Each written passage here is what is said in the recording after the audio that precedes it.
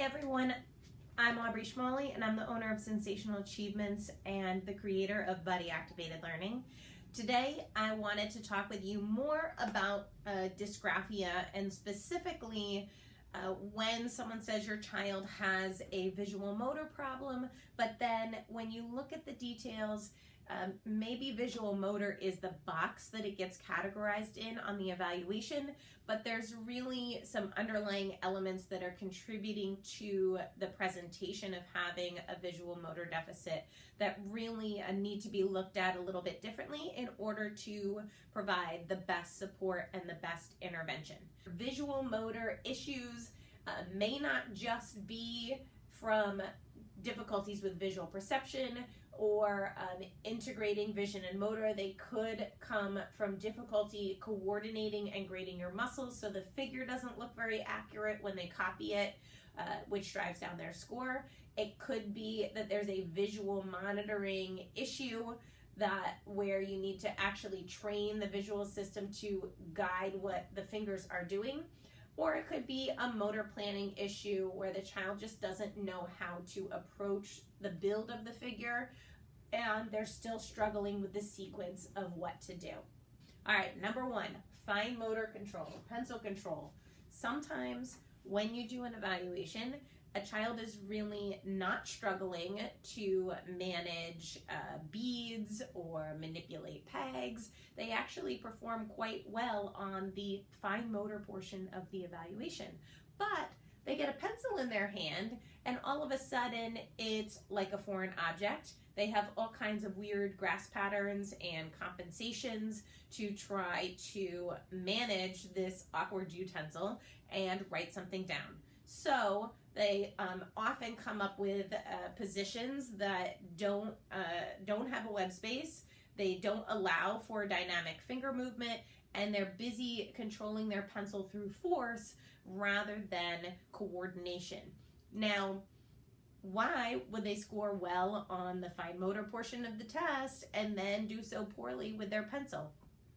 It could be because A, they don't have great tactile discrimination, so it's hard for them to figure out how to position their fingers on the object because they don't get the feedback that they need.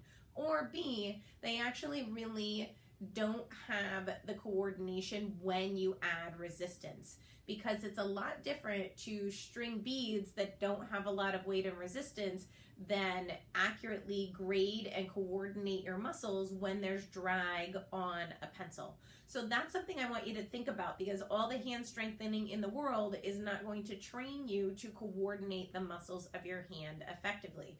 For that, you do need exercises that are going to actually facilitate pencil control. So while I'll do warm-ups that involve Theraputty or Play-Doh or something that is pinching and squeezing to increase the feedback to the hands and the muscles, then I'm going to move to exercises like this, where I'm actually going to use push-pull motions to maybe help the child learn how to move the pencil up and down.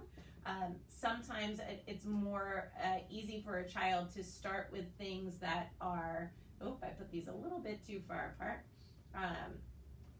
to start with movements that are more up and down so that they can push the pencil because they haven't quite got that rounded approach yet. And you also want to make sure that you're doing side-to-side movements so that your child is practicing how to move the pencil in different directions while there is drag. So one of the programs I really like is called Right from the Start. Sometimes it's not so easy though to just copy a workbook page and have your child be successful. So I do encourage you to start on slanted surfaces first. Make sure that the warm-up that you do does involve resistance, primarily to increase the feedback to the three fingers that you need to hold the pencil more effectively.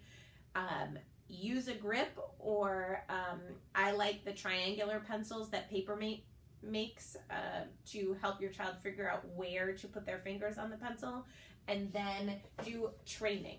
So one of my kids, I only used the pencil grip while we were doing these training exercises because It was way too frustrating to use the pencil in class effectively with the pencil grip when the child needed to produce writing quickly and turn it in for their assignment. He was very successful being able to improve the legibility of his writing just through doing some of these training exercises, keeping in mind the fact that we need both resistance and coordination to control the pencil, but we also need to understand and have the experience of moving our pencil up and down, moving our pencil left to right, and using those curved motions so that we're creating that muscle synergy and coordination in the muscles for more successful pencil control. That covers the fine motor part of having a visual motor problem.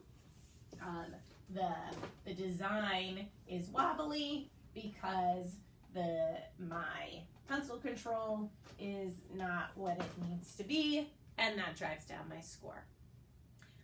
Those are my tips for today on helping a child with visual motor deficits who also maybe has a dysgraphia presentation learn how to address these issues so that they can have better outcomes in their writing and drawing skills.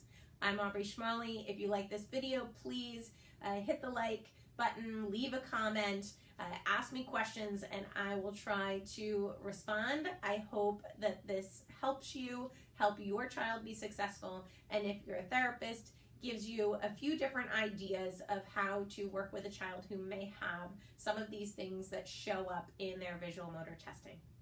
I will be back soon with more tips and strategies and activities to help your child be successful.